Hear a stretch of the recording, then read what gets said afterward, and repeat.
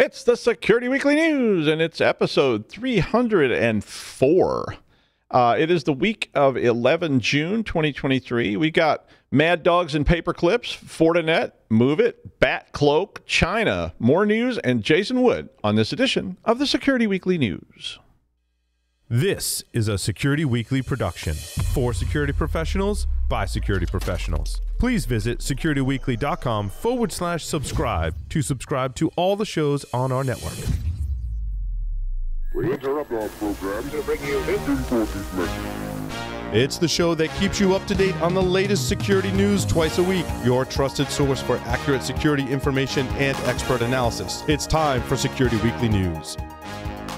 Did you know that Active Directory is exploited in 9 out of 10 cyber attacks? With access to Active Directory, attackers can gain control of your network. To keep attackers out, you need to find and fix Active Directory security gaps. Meet Purple Knight, a free security assessment tool that scans your environment for hundreds of vulnerabilities and helps you fix the problems. Ready to reduce your Active Directory attack surface? Download Purple Knight, the #1 Active Directory security vulnerability assessment tool. Visit securityweekly.com/Semperis, SEMPERIS, for more information.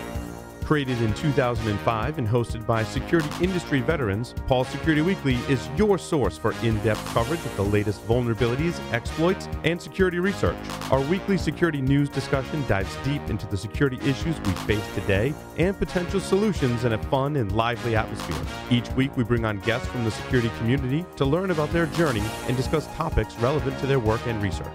You can also subscribe to our show by visiting securityweekly.com/subscribe or look for Paul's Security Weekly in your favorite podcast catcher. We've recorded a ton of content over the years, so we created Spotify playlists featuring some of our favorite episodes, including interviews with Marcus Random, John McAfee, and Chris Roberts, to name a few. You can find them at securityweekly.com/starter packs. All right, welcome back to the Security Weekly News. This week, so this is like yet another discovery of a zero-day in FortiOS, and FortiProxy was patched over the weekend. So this is not the one we've been talked about in the past. This is a new one. So the vulnerability is a heap-based buffer overflow in the SSL VPN module. So that basically wouldn't be turned on unless you were actually using inbound VPN kind of stuff on your Fortinet device. But, I mean, a lot of people are. And basically what this would do is it allows someone to execute arbitrary code. So this is all these heap-based buffer overflow type stuff. Execute arbitrary code or even push commands, system commands into the stream with a specially crafted request. And it can be done remotely. So that's a very, very dire kind of zero-day. The news was broken by a French cybersecurity firm, Lexfo, which had informed Fortinet previously when they actually discovered the zero-day. They did then make a public announcement of it this weekend. Fortinet announced in their blog post that the zero-day was patched along with 6 other FortiOS vulnerabilities over the weekend. So Fortinet found all those other flaws. So the other 6 flaws were found by Fortinet while examining the SSL VPN module, which had been reported to them and had another critical vulnerability last year. Fortinet said that the newest zero-day was, quote, may have been exploited in a limited number of cases. So, whatever that means. And they said that the company is working with customers to monitor the situation. So I would presume if you have Fortinet devices and they're licensed and you have support, you've probably been notified by now if they, from Fortinet. Fortinet said that if you have SSL VPN enabled on your device, then they advise you to take immediate action to upgrade to the most recent firmware release. They did go on and say, even if you're not using the SSL VPN module and have it disabled, it should mitigate the problem, but they would highly recommend that you upgrade, which I would say, since there were many other vulnerabilities, you probably should. They did not release a lot of information about the attacks that were using the zero-day, but did say that it did not appear that this involved Volt Typhoon. And if you don't remember, Volt Typhoon was reported back in May by Microsoft as being a Chinese state-sponsored attack, which had targeted Fortinet FortiGuard firewalls as an access vector. But regardless of this, in the game of patching thrones, you either patch up or you die. Sorry, George R.R. Martin. Yeah. All right. So MoveIt is now on to MoveIt 3, the coming storm. This thing just won't die, which is a good tagline. Borfanor, the thing that would not die. This autumn in theaters near you, if you dare. We can get those seat buzzers like they had in the Tingler. We'll be rich, I tells you. Doug White stars as Dr. Kemp, who foolishly injects himself with a serum for monkeypox at the same time he's snorting radioactive cocaine and turns into radioactive monkey man. No, spider monkey. I don't know. Brass monkey, that's it. Brass monkey. And his kryptonite is cold. That's right. Yeah, okay, wait. Where was I? What were we talking about? Oh, MoveIt. Well, MoveIt just seems to be like when you get food poisoning from that shawarma cart on 24th, and then you get more food poisoning from the shawarma cart on 36th. Yeah, like that. But it appears that they also got it again from eating sushi at a vending machine in Penn Station. Yeah, people do that. But a new set of vulnerabilities was released by Huntress for MoveIt and described as, quote, further attack vectors, which were discovered during Huntress's investigation of all those previous MoveIt flaws. So this one, pretty much like the others, is being described as an SQL injection bug that can be exploited by an unauthenticated attacker to access MoveIt databases. So pretty much like all the other ones. New victims of the attack have been coming forward, though, after last week we talked about Zealous and British Airways and Aer Lingus and the BBC and Boots all got hit in the United Kingdom. But the latest victims to come forward with this are the Illinois Department of Innovation and Technology and the Minnesota Department of Education. Both of these said they became aware of attacks on the 31st of May, and they both took immediate action to resolve the problem. The Minnesota Ed Department said that 24 files were accessed, which contained the information of 95,000 students that had been placed in foster care along with their personal information. But to date, they also said there have been no ransom demands, and they also said that they had not seen the data posted anywhere, and they had not seen any malware on their systems. Clop ransomware gang, who has been attributed with most of these attacks on MoveIt, have notices up that they will not extort money from government organizations, cities, or law enforcement. But Tony Soprano is just a garbage man. I think I said that last week. But the attackers apparently wrote to the Department of Ed in Minnesota, quote, we erased all your data. You do not need to contact us. We have no interest to expose such information. Okay. Well, Extreme Networks also announced that they were being impacted by this. So a lot of issues with MoveIt are all coming out of this same, I guess, series of problems. So if you are using MoveIt, do something. In a follow-on story, though, researchers at Horizon 3 AI and Rapid7 independently released proof of concepts for the SQL injection attack, the previous ones that were being exploited by Clop on MoveIt, and said that the vulnerability may have been being tested by Clop all the way back into 2021. That second article I attached has full descriptions of the flaws. The earlier flaw, not this latest one, but they have links to the proof of concept from both of these organizations. So if you're interested in that, you're interested in how it works, you're interested in looking at proof of concept, I put up a second article that you can reference that has all that information in it. Well, BatCloak is a new obfuscation tool which had, according to this article, an 80% success rate at evading anti-malware detection engines. The researchers in the article issued a warning that tools like BatCloak are becoming increasingly popular, and therefore you may, need to be more concerned about this kind of thing. So BAT files, as they're called, are typically text files that are scripts, or they may just be command line instructions. So the name actually came from the older term batch file, B-A-T-C-H. And that was something we all used back in the day to set up startup scripts or logon scripts or any of those kind of things. And on the old DOS systems, they actually had to have an extension, and that extension was .bat, and hence the name. Well, today, these kind of script files are, pretty much capable of doing most anything if you can get someone to click it or a system to execute it so it can be installed in a place that would run when the system boots up and whatnot. They often contain droppers, first stages, or just good old-fashioned malware. They can have all kinds of, pretty much anything can be run with a BAT file, and if it's run as root or run as admin, the thing can take over the whole system.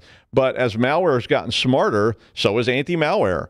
And as such, just sending somebody a file called seemorporn.bat that contains rm-f star, that's an old chestnut. But if that kind of stuff now gets detected and blocked when those scripts try to run. and so enter the world of obfuscation.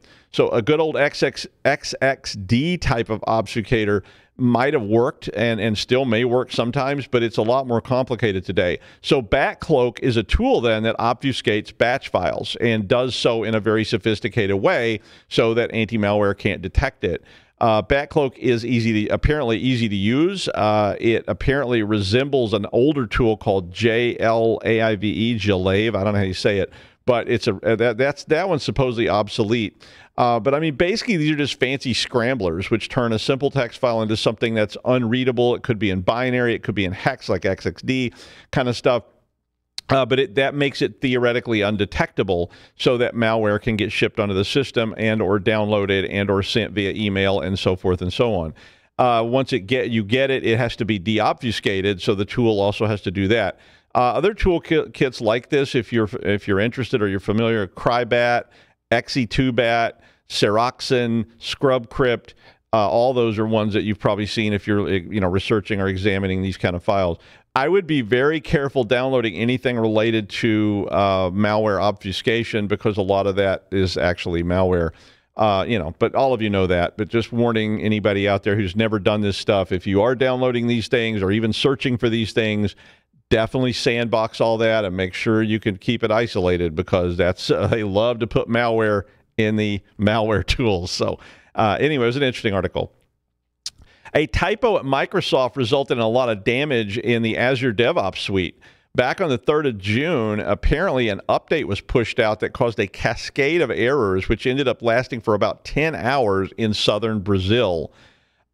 Apparently, a code upgrade by engineers in the Azure DevOps replaced a deprecated package with another one. Okay, nothing new there. Part of this was a legitimate issuance of a deletion call that resulted in the deletion of the entire server instead of the background snapshot that was the intended target. So what they were doing was they were trying to go in and delete background snapshots that contained deprecated libraries and get rid of them. And this particular script had to look for those libraries, detect the dates, and then decide. But instead, it deleted the entire Azure SQL server that hosts the database that was being updated instead of just updating it. So they do have testing for these kind of things, as we would all presume. But the problem was that the code, and boy, if you've ever done debugging or Q&A on code, you know about this. It's so hard to come up with all the different possible combinations that would trigger every event in the code. And this code only ran when certain date conditions existed. So the testing missed it. And the code was deployed then into this Ring 1 South Brazilian customer environment cluster.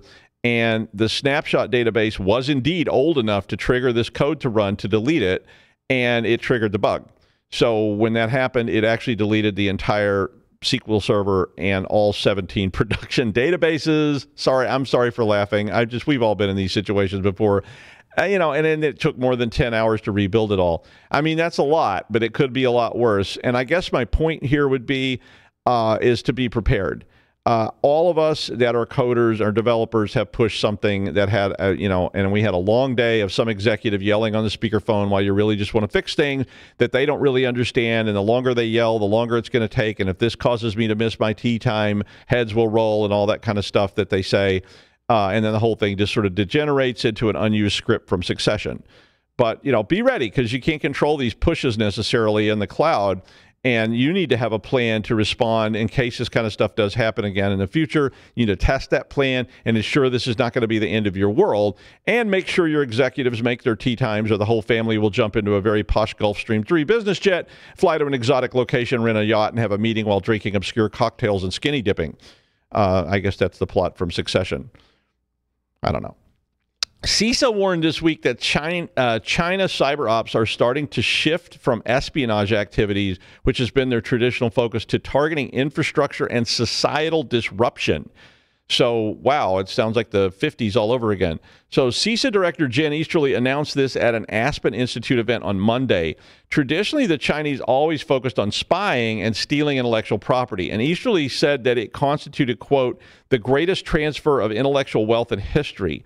And we all know that. I mean, that's been going on for years and years and years. The Russians did it before that. The Chinese have been doing it for a long time. But in the latest intelligence community annual threat assessment, targeting seemed to be shifting away from espionage and more into this disruption and destruction kind of stuff.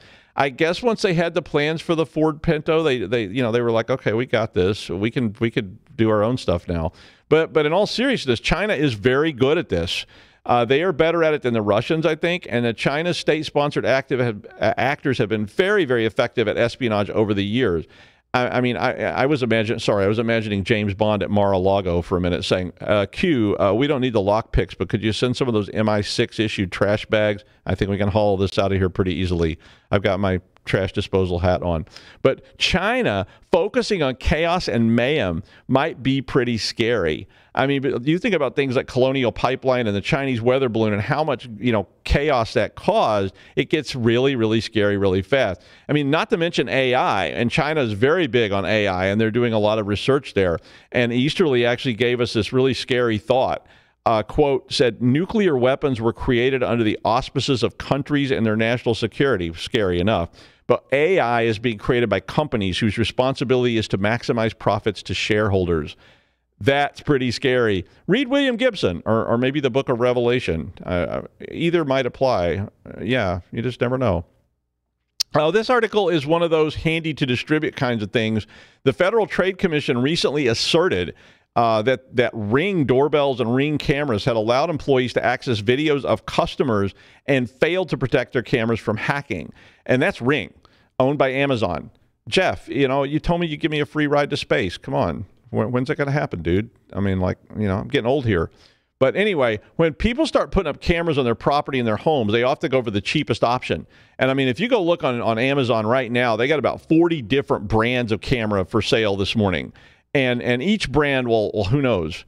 I mean, when you see Quang Quan Bing Guo Po Huai, I made that up. That means rabid dog vandal, or maybe rabid weasel vandal. I'm not sure. Something like that. But, I mean, if you see that brand and it's got 10,000 five-star reviews that all say things like, I love it. It is the best. My friend Bob and I have many of them in our home for watching. You kind of start going, I don't know. And I hate to tell you, but the provenance of that camera is probably not really that sound. Even fancy ones like Rings, who knows where that thing was built. So before you connect that thing to your home network, and obviously I wouldn't connect it to the regular network anyway, and you leave it running, understand it may be hackable. It may be transmitting all your data to a guy named Sid in Hoboken.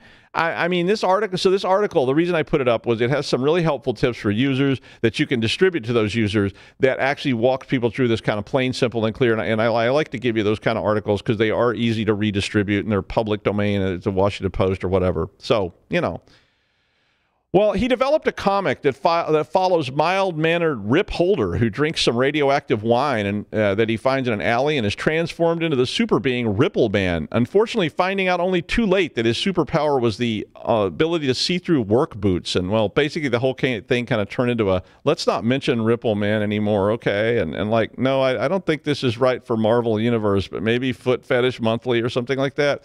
Please welcome Jason Wood. Hey everybody, good to be back with you. The criminal schmucks, masterminds of the world are continuing on in their evolution of coming up with new ways to get victims to pay out and extort money from them. And now they've gone kind of like fully cloud native, if you will, at least according to a blog post by Obsidian Security that I've seen and have the link to here in the notes. Basically, we've been told for years, and really with any technology platform, hey, come use this. It's much more secure. It'll solve all of your problems. And you won't have all the problems you've been having on-prem or whatever it is that you've been dealing with. But in this intrusion that Obsidian is documenting in their blog post, is essentially, the attack starts in the cloud and goes all the way through in the cloud and ends in the cloud, without ever touching any endpoint, network system, or anything that belonged to the victim. And so I thought this was kind of interesting. It is a really good write-up of how one of these attacks takes place and gives us some great information to watch out for, and is an evolution in how we see these extortion groups, or ransomware as it's called in the title, type of operations occurring. One of the things, with cloud computing that is interesting, I mean, yes, there's a lot of things that we don't have to take care of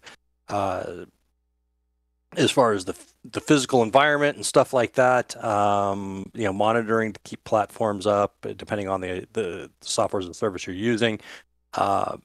But they haven't solved all of our security blues for us yet. In particular, there's a lot of configuration that needs to take place in these cloud environments and a lot of different services that interact with each other in ways that we don't expect. And so, if we make a mistake on the configuration over here, it can then impact other services off to the side from that. In ways that we don't expect, or that there are protections that we think we've got covered that we don't quite, because we don't totally understand what's going on. Now, in this case, this intrusion was conducted by the Omega ransomware group, and they went after a victim's Microsoft 365, formerly Office 365, for the name goes, implementation. And then somehow, and they didn't say how or give any hints as to how this occurred, they got a hold of credentials for a service account that was running, that had global admin privileges. Now, in M365's world, a global admin is, basically full control over the organization's implementation, in this case of M365. Also some overflow into other services, more than likely. I'm not a huge Azure expert by any stretch, but we're talking about roughly the equivalent of domain admin or enterprise admin for your cloud environment. And this service account only was required a username and password to activate it, or to access it. There was no MFA enabled, and which you can kind of expect a service account. We're going to have some kind of code or service running as this or doing something. It's not intended for interactive login use, so somebody thinks, well, I'll put hopefully a strong password on it. I don't know what, again, I don't know how they got access to it. Did they brute force it? Did they, there are different ways to attack that in the cloud, in Azure or Microsoft 365. Or maybe they got it, in somewhere else. Somebody checked something to GitHub somewhere. Who knows? Either way, they didn't have MFA enabled. And of course, since it's Microsoft 365, it's inherently available to the internet. So the attackers get the credentials and they log in. When they got into the M365 environment, interestingly enough, and maybe this is part of their way of getting payout and getting contact information of the victim, they created a new account called Omega, which a dark reading article I saw called rather brazen by naming what it was. The user information, though, I mean, it was like the address goes to their Tor site, and another field, again, points to an email address or a website to go to, or things like that. It was a website that provided GUID to then, negotiate payment and things like that. But they created this account. They put all of this contact information in it, gave it global admin access and SharePoint admin and Exchange admin and Teams admin privileges. So they basically had access to all the things with this account.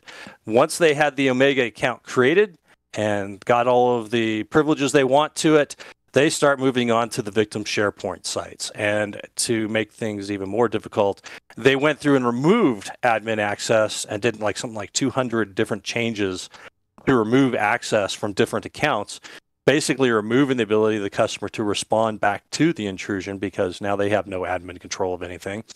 And so they remove that, and then they start exfiltrating data from the SharePoint sites. And they gave themselves access to individual SharePoint sites or groups of them, copy all of the data out, and then they used a script, which was basically an HTTP downloader that's on GitHub. They used this to just upload tens, they said, according to the article, thousands of text files to the SharePoint site with the title of preventleakage.txt, which then has, you can imagine, all the ransom demand and stuff like that.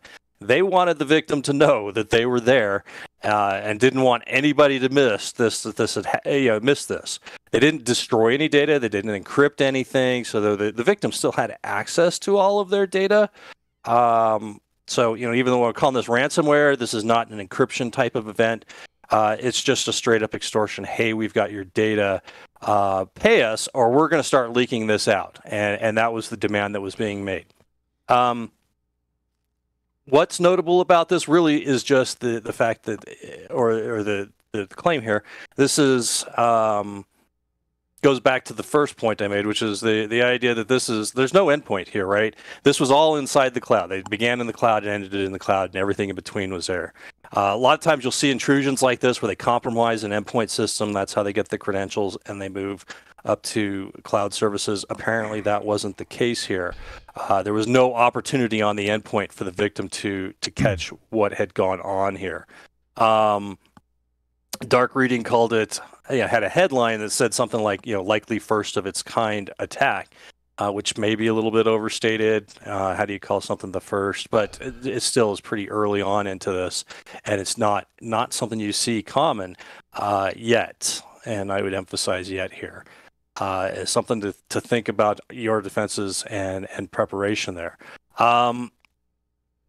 The next thing that, as I was looking at this, in spite of this new, in addition to this new trend, you've got just the complexity around configuring cloud services and protecting all of the access keys and things like that, usernames and credentials and whatnot, that the environment that this requires for these services. And there are all kinds of unusual things that go on, like you can even configure multi-factor authentication, let's say for an Microsoft 365 account, and to these endpoints, to these URLs, rather, it requires multi-factor authentication. But if you go to like a different subdirectory in the Exchange URL, then multi-factor authentication is not required because that's meant for this, access by your phone or something like that. So you get these weird playoffs and unexpected results. Anyhow, you've got a lot of complex stuff going on here. Terms don't sound like what you're used to in configuring it, or worse, they sound very similar, but they do different things than what we expect from on-prem. And we get these unexpected interactions. And this is one of those things where it's just like, this is an area where we have to pay a lot of attention to how attackers are going to go after this, and make sure that we have a lot of expertise in how we understand how these services work, how they interact with each other, what do each of these configuration settings mean, and what's the impact of turning different things on or leaving things without MFA or and whatnot. So it's really important to stay on top of this. And then, I'd really recommend looking for articles like this, where you're getting this description of how an intrusion like this works from beginning to end. This is a little bit of a shift. I mean, like I said, these folks are constantly evolving in what they do. They want to maximize their profit. And so, we do something on the defensive side, they do something on the offensive side. So spend some time looking for this type of information, whether it via open source intelligence or buying a threat intel feed related to that includes this type of data about cloud intrusions, and see, stay on top of that. Finally, I would say, is we need to actively be looking for these attacks. Don't sit back and wait for something to alert us and say, hey, you've had a bad day now. This is kind of that threat hunting mode here where you're constantly looking for intrusions. This took some time. They didn't say how much time it took, but you've got the initial access, changes start happening. How much of this was programmatic versus how much of it was somebody manually doing things in the cloud or a Microsoft 365 environment? I'm not sure, but if you catch things early enough, you might be able to disable an account and stop some things from happening before it gets too far. But it can happen very quickly, and so we need to be, like I said, on top of this, looking for signs of these intrusions. And the only way we're going to know what we're looking for is if we look for this type of write-up and understand how these attacks can play out.